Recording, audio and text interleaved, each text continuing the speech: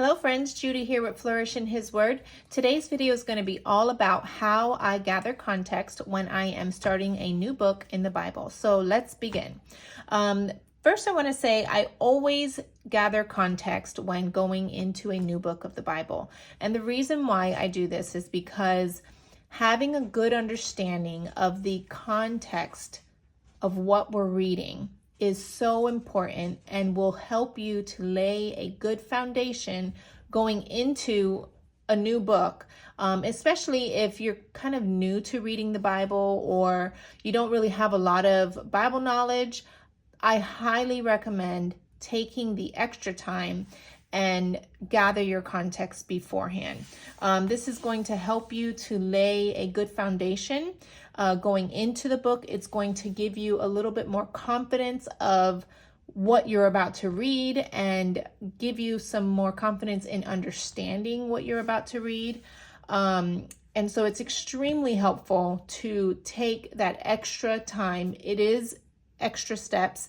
It is more work, right? I don't want to look at the Bible as work because it's not, but to gather context, it is work. It is taking the time and the extra step to do that, but it is so worth it. So I'm going to set aside my Bible for now, and I'm going to just zone in on these. Let's start with this one. These resources that I use. And there are other things that I do use from time to time, but for the most part, these are the three resources that I mainly use for every single time that I gather context. And so I wanted to show you these. And I also want to say, you do not have to have all of these things to gather context. Google online resources, Blue Letter Bible app, which is free, Bible Hub, which is free, the Bible Project, which is another app, highly recommend, and I will link all of that, or I will reference all of that down in the caption. But those are all free resources that you can go online and gather context about your about the books that you're about to be starting. So if you don't have these resources, there are tons of ways for free that you can get context about the Bible, about the books that you're about to read. So this one is my ESV Study Bible. I highly recommend this study Bible. If you are looking for a study Bible, excellent choice. It just is packed with so much information. So I'm going to be showing you how I gathered context for the book of Genesis. And let me just show you really quick kind of what this looks like. Okay, so this is my page of what I gathered, and I went ahead and did this separately before doing the video. I was going to try to do it with you guys, but because it takes so much time, and I do give a lot of time to reading, and I just take my time when I gather context because I really want to understand what I'm about to be reading. And so it did take me a lot of time to read stuff to pull this information out. There's a lot more that I could have added, but for the sake of just narrowing it down to a page in my Bible, I just wrote these things. So we're going to go over this shortly. But just showing you my kind of my thought process and my how I go about this. I will, in this study Bible, I will read through it. It comes with several pages in the beginning of each book before you start reading the book of all kind of information, author, title, date. I mean, look at all of this information. So it doesn't just say the author is Moses. It gives you so much information about that. This here, place in the Pentateuch, arrangement of the book, theme, key themes. I mean, it gives you graphs and just all types of wonderful information about history of salvation. Now, this is the book of Genesis. This is the very first book. So this introduction to Genesis is going to be a lot more in depth, and they're going to give a lot more information than they would in some of the other books. So it was a lot to read, actually, and I did not read all of this, to be honest. I skimmed through. There were certain parts like this. I kind of read the whole thing. I read the whole thing here. Some areas like history of salvation, I skimmed through. Some things I did skim through, and some things I read the whole thing. So that's what I do initially. And what I'll do is I will highlight what I want to put into my my page in my Bible, what I want to put into this. Right? I will highlight it and put it aside.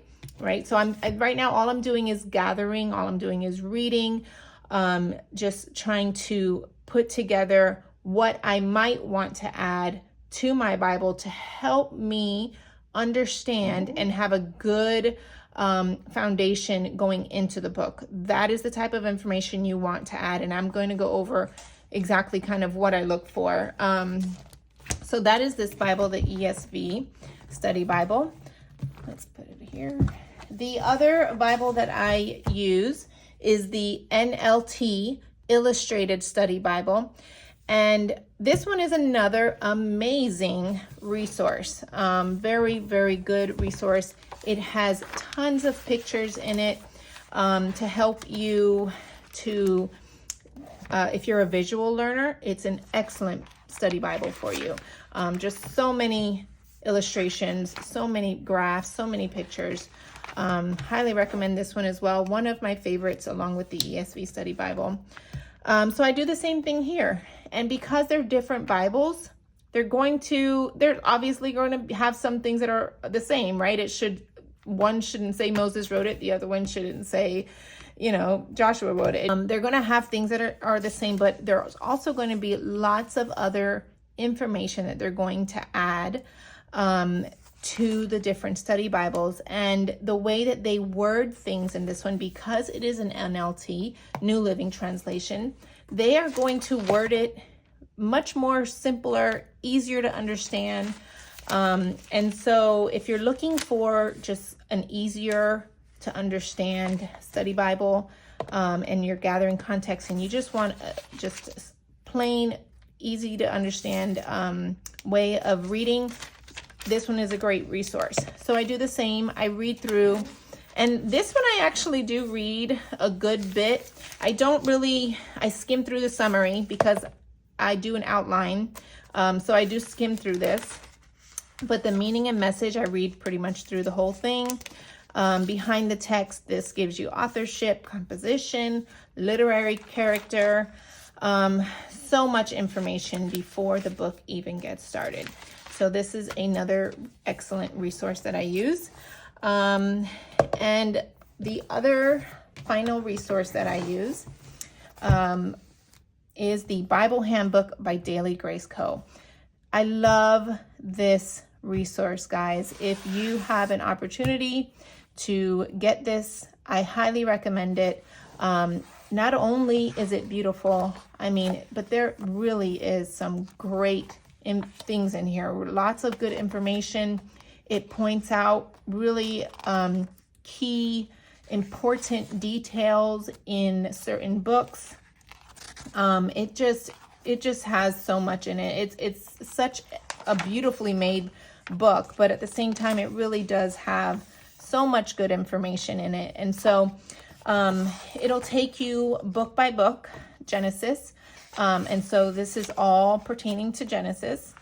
And then it does it for each book. It does the same thing. So it gives you all of the book's context and what they pull from it.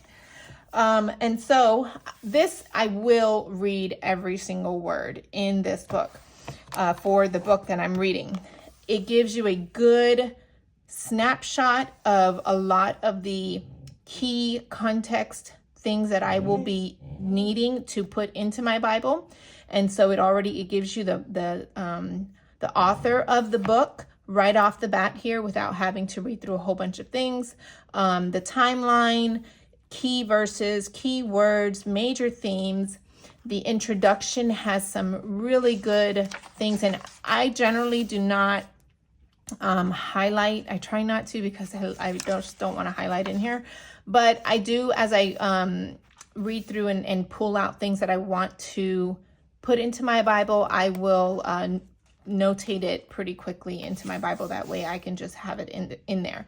But yes, I pull a lot of good information from here, and this I'm going to be getting to, but I use this outline for every single book of the Bible. This gives you information on the plagues in Egypt, tabernacle diagram. It's just a wonderful book, guys. So if you're able to, I highly, highly, highly recommend the Bible Handbook by Daily Grace Co. So these are the 3 main resources that I use to gather my context. And let's go ahead and get into what I gather. So I always do a full page in my Bible with the context, but it always has the same information. So I write my title up top. I'm going to just kind of zoom in a little bit here to give you, okay, a better look. So I always put keywords, and my Daily Grace Co. is very easy to give me those keywords. So I always pull that from there. I always write the author. I always put the timeline.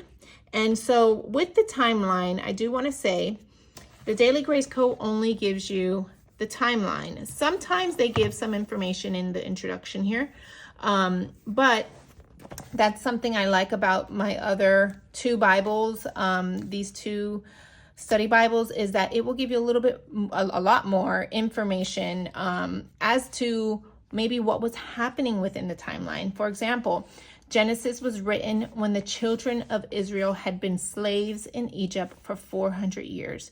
They had recently been released from bondage. So I was able to pull not only the timeline, right, 1440 to 1400 BC. If I just put that and only had those numbers in my mind, I'm not really understanding, like, okay, I know it was back in that time. It was, obviously before Christ, but like, okay, it's Genesis. I get that, first book of the Bible, right? So creation and all of that. But when was it written? When did the people, the children of Israel, when did they receive this book? When did, Moses actually write it? And so that's the kind of stuff I like to add in my timeline to give me a better understanding of what the people were going through, or their, the time that they were in when they were receiving this book, right? And so it just kind of even opened my eyes up when I read about this, because I was thinking, this was written, the book of Genesis, the very first book in the Bible, God's first words that he divinely given or inspired by God gave to Moses to actually pen out, was written already when the children of Israel had been it was written when the children of Israel had been slaves in Egypt for 400 years. They had recently been released from bondage.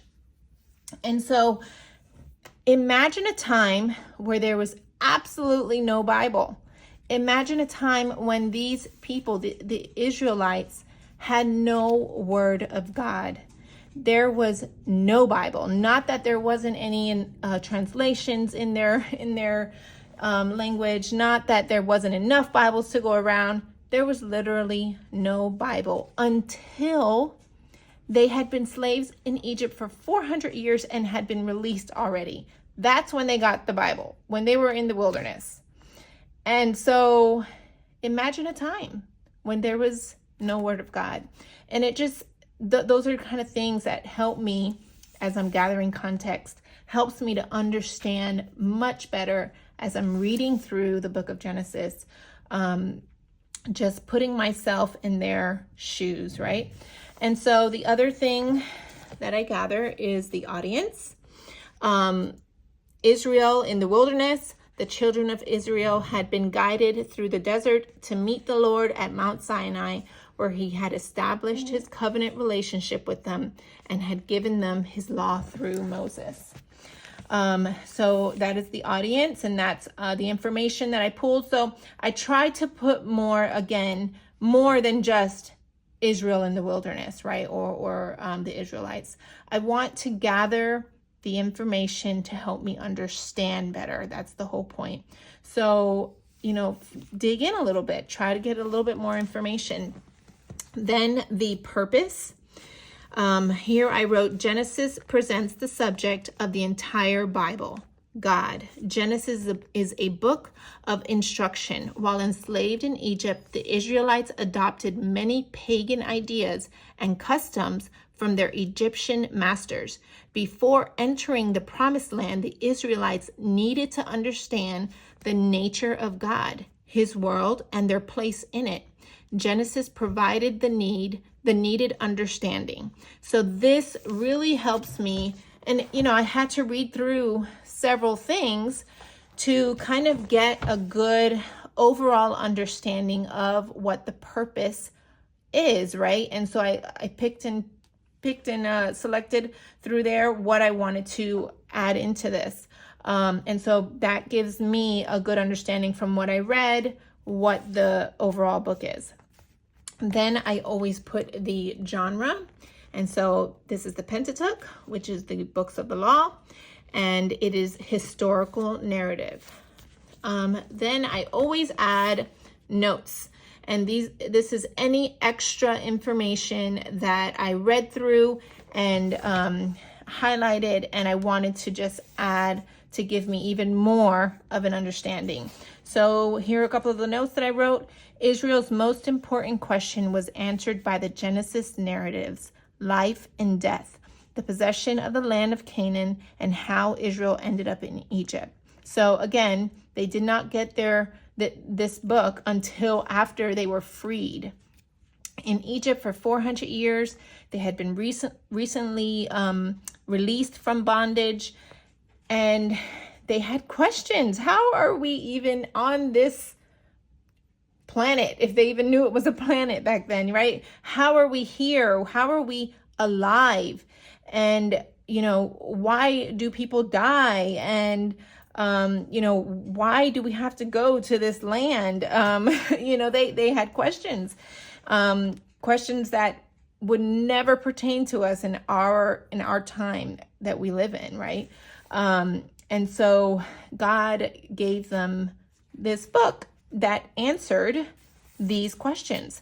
The other thing I have here, the central theme in Genesis is that God made a covenant with Abraham and his descendants. So that's it, the central theme of the book. So that's something that I am going to be making sure I keep an eye out for throughout the book as I'm reading it. The English title Genesis comes from the Greek translation of the Pentateuch and means origin, which is very befitting for the book of Genesis, which is the book of beginnings. Okay, so that is the gist of what I gather and the context that I gather. But the next thing that I do is I write an outline.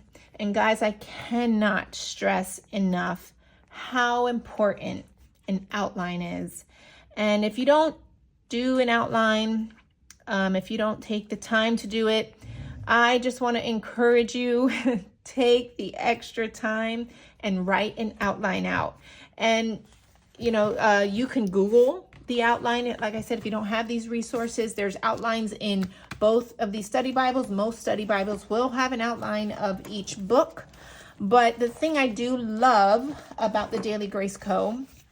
is they write a very good outline for each of their books. And so I honestly don't use my other study Bibles for my outline. I generally will stick to the Daily Grace Co. because they do such an amazing job. It's very straightforward, easy to understand. And so I use this to make my outline. And so I don't write every single thing, right? I do write the chapters, the sections, the overall title of what they have here, and I'll read through this information and just pull out, like this is pretty short right here, but sometimes they have a lot more information like here, and I'll just pull out the main point. So for example, I'm just going to come down here, chapters 32 through 34. I wrote here, I'm just noticing that I think I skipped that. Wow. Okay. I'm going to have to redo this. But okay, I didn't write anything for that. That's actually really surprising to me. I completely skipped that in my outline. So I'm happy that I'm doing this with you guys, because now I can fix that. So let's do, oh no, I see what happened. I'm sorry, guys. I am in Exodus. Let's fix this. Okay. We're in Genesis. All right. So let's see here. Chapters 1 and 2, creation and order. Here it says, God creates the world out of nothing and makes man and woman in his image. God deems his creation good. He gives seasons, makes day and night to mark time for man, and gives humans work to do in the garden. And so for my outline, I just wrote chapters 1 through 2, creation and order. God creates the world out of nothing and makes man and woman in his image. So that's all I wrote to add into my outline. And so by doing an outline, it is on top of all the context. Doing this outline is going to really help you as you're reading through the chapters. Now you're going to see them in sections. So 1 and 2 is now a section of creation and order. And now you can say, okay, I'm going to read 1 and 2. This is the overall idea of what I'm about to read. And, you know, maybe the book of Genesis is like an obvious, right? Creation, chapters 1 and 2, we all know that. But as you get into other books, like the book of Deuteronomy, or, you know, Acts, or all of these other books, this is going to become so helpful to break it down and see it in sections. The fall of man, chapter 3, chapters 4 through 6 is going to focus on the wickedness flourishes. My spelling is off. But this is what this is going to focus on. It's going to focus on the wickedness and how it flourishes. So now I know, as I'm reading through 4 and 6, that is the overall idea of those chapters. 7 through 10 focuses on the flood. Chapter 11, the Tower of Babel. Now chapters 12 through 25, that's a whole chunk of chapters. That focuses on Abraham. God makes a covenant with Abraham and his descendants. So I know as I'm reading through 12 through 25 that the focus is on Abraham and what he did, right? The covenant that he made. And so 26 through 36 is about Jacob, and the covenant with Abraham is passed to Jacob, right? And Jacob becomes Israel. And 37 through 50, Joseph, Jacob fathered 12 sons whose descendants became the tribes of Israel. Joseph's sold into slavery. So do an outline. It is so worth it. I highly recommend it. And I always add it to my context page, and I refer back to it as I'm reading. I try to, read through the sections, and I'll come back and look at it again to get a good understanding of the next chapter and kind of the overall idea, if I need to reference back to that. And so this is my overall context page. It's amazing when you start gathering the context, and you're going to start seeing how much more prepared and how much easier it is to go into a book and start reading it. And you won't feel as intimidated like some of these other books that are so confusing, like the Chronicles and the Kings, and, just all of these books. It's like we need to have a good understanding of what we're about to read, not start reading completely blind, right? And so that's what this does. Some Bibles have, like my She Reads Truth Bible, it has information in the beginning of each book, right? It gives information, and when I was using this Bible, it looked a lot different than how I do it in here. I just changed up the way I gather context. But this came with like all of this information, which gives background and information and context, message, purpose, timeline, the author, right? It gives all of that. But there's something about, instead of just reading it, you just read and you move on. You don't really retain, at least I don't. If I read it through, I don't really retain it as much as I would if I wrote it out. So when I write things, pen it out, actually make myself write something, it's going to make me slow down. It's going to make me think about what I'm reading or writing, and it's going to help me to truly retain it. And this is why I love Bible journaling, because it really does help. It helps. Not that I'm going to always remember every single thing that I write down. No, but I guarantee you're going to retain way more information if you write it versus just reading through it. And that's actually a scientific proven fact, that we retain more when we write. Here in this one, I actually wrote about James, which is another thing that I love to do. If I have the time, I will write about the author and just get some information about who he was, because that will give us some background information as to what was James's point of view in writing this book. Who was he? So James was the brother of Jesus. So if there is anyone that was close to the Lord, it would be James, right? Because he knew Jesus from childhood. They grew up together. They were in the same house.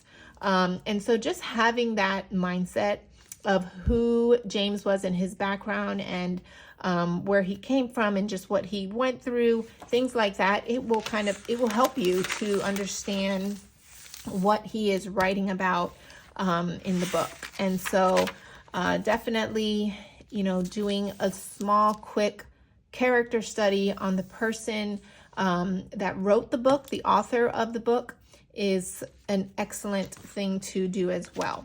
So that is basically my context gathering, is what I do and how I do it.